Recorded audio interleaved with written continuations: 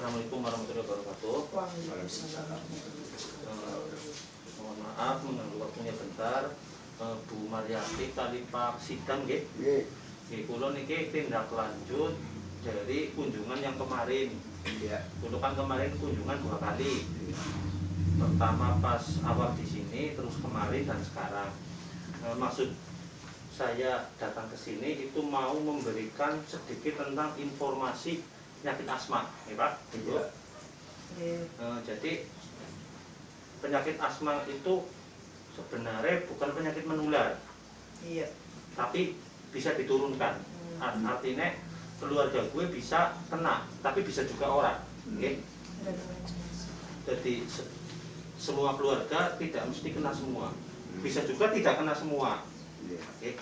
Jadi niki mulai yang pertama saja nggih. Asma.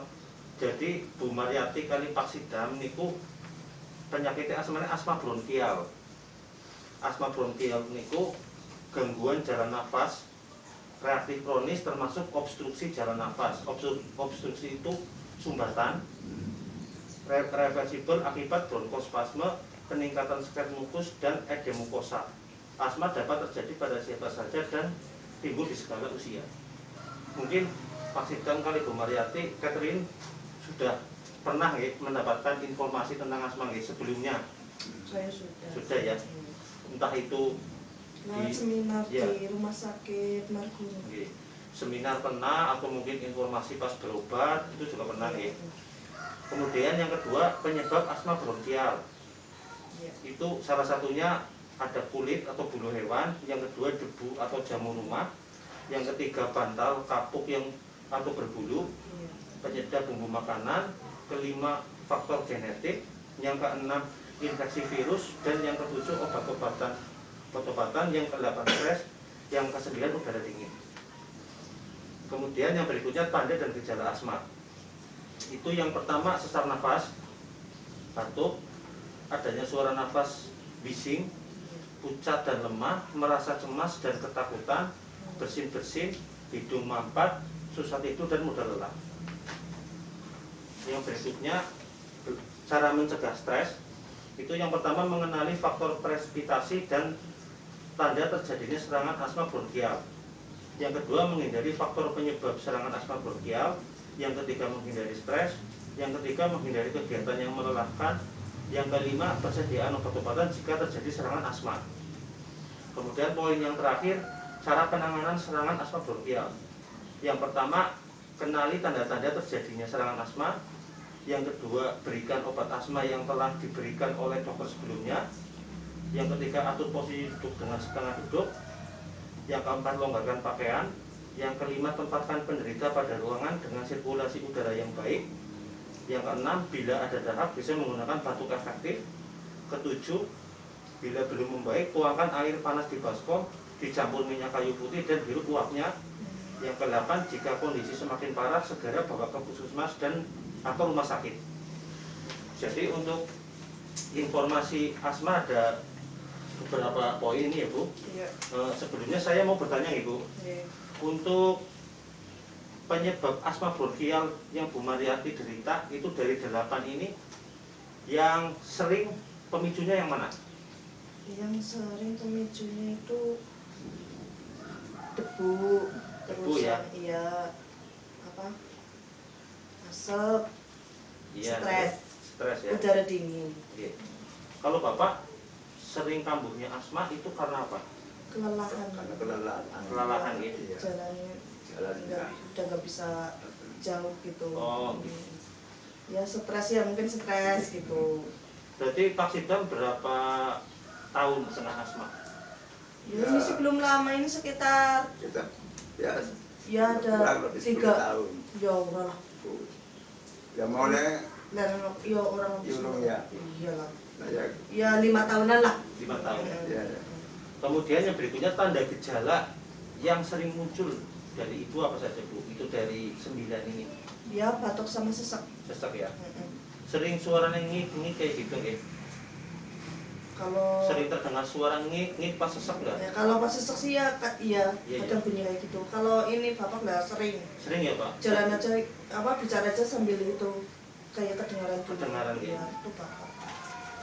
Kemudian yang berikutnya cara penanganan serangan asma. Dari ini yang ibu nggak mengerti yang mana bu? Dari 1 sampai 8. Cara penanganan serangan asma. Pencegahan apa? Bukan ini. Yang Cara penanganan serangan. Yang kuning. Oh ya, yang kuning. Maksudnya yang nggak paham gitu. Iya, yang belum pernah dilakukan ini yang mana?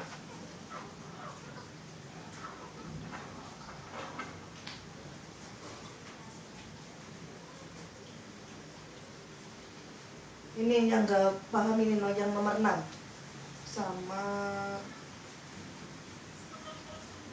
ini yang nomor 6 aja. Yang nomor 6 ya. Yang masih bingung. Iya. Untuk yang lain sudah paham ya? Insya Allah paham. Tapi kayak nomor 7 ya, katanya kalau sering menghirup itu katanya nggak baik. Apa iya? Penasaran saya itu yang loh. ini, yang pakai air hangat dicampur dengan minyak kayu putih itu. Ya, itu memang kalau setiap hari itu nggak bagus bu. Nah, iya. Itu bisa menyebabkan adanya cairan dalam paru. Ini situasional. Situasional itu misalnya cuma seminggu sekali atau dikala obat yang ibu punya itu nggak ada. Tapi dikala ibu masih punya yang kemarin apa itu, yang semprot itu nggak usah pakai yang ini. Ini kalau misalnya pakai semprot, jenengan masih sesek, pakai yang itu sesek, dan baru yang terakhir pakai ini. Tuangkan. Ya katanya kan dengar-dengar katanya nggak boleh keseringan gitu. Ya.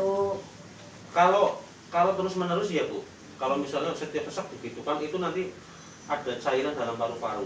Tapi ketika pakai obat udah sembuh ya sudah. Ya ini untuk yang terakhir. Okay? Ini untuk yang terakhir sebelum yang ke-8. Iya. Kalau belum sembuh, bawa ke puskesmas atau rumah sakit. Kalau ini yang nomor 6 gimana maksudnya? Tidak bisa ini menggunakan batuk efektif bu. Maksudnya? Batuk efektif itu kan jadi kayak gini. Kita kan kalau ada dahak, rasa gerak-gerok di dalam dan mau keluar. Iya. Maksudnya nggak susah keluar ya. Oh, itu berarti batuk yang kering gitu ya? Bukan. Kalau di dalam saluran nafas kita ada dahak tapi kita nggak bisa mengeluarkan, itu dilakukan salah satu cara itu dengan batuk efektif. Batuk efektif itu batuk dengan apa? Kita batuknya keras. Oh iya. Batuk keras dengan tarik nafas yang dalam. Tarik nafas yang dalam dibatukkan seperti itu. Itu namanya batuk efektif. Sebelum batuk efektif, kalau bisa 2 orang nanti sini punggungnya kayak gini sekitar 5 menit, nanti baru tarik nafas dalam dibatukkan. Itu seperti itu untuk batuk efektif. Yang lain jelas ya bu, longgarkan pakaian jelas nih, atur posisi duduk, setengah duduk juga jelas.